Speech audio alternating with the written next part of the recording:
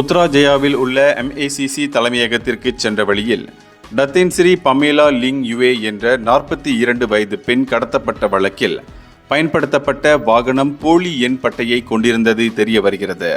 சாலை போக்குவரத்து துறையின் ஆவணங்கள் மூலம் பரிசோதனை செய்தபோது அந்த வாகனத்தில் போலி எண் பட்டை பயன்படுத்தப்பட்டது உறுதி செய்யப்பட்டதாக புக்கிட் அமான் குற்றப் புலனாய்வுத்துறை இயக்குனர் டத்தோஸ்ரீ மொஹமட் ஜுவைலி மொஹமட் ஜைன் கூறினார். இந்த கடத்தலில் சம்பந்தப்பட்ட வாகனத்தை கண்டுபிடிப்பதற்கு தொடர்ந்து விசாரணை நடத்தப்படுகிறது. புத்ராஜயா கோலாலம்பூர் ஸ்லாங்கூர் எல்லையில் உள்ள ரகசிய கேமராக்கள் மூலம் அந்த வாகனத்தை தேடும்படி உத்தரவு வெளியிடப்பட்டிருக்கிறது என்று அவர் நேற்று கடா போலீஸ் தலைமையகத்தில் நடைபெற்ற நிருபர்கள் கூட்டத்தில் தெரிவித்தார்.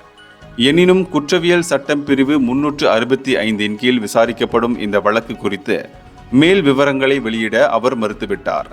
இந்த வழக்கு தொடர்பில் விரைவில் தலைநகர் கோலாலம்பூரில் சிறப்பு செய்தியாளர்கள் கூட்டம் நடத்தப்படும் என்றும் அவர் சொன்னார். இந்தியர்களின் இதய குரல் மக்களோசை.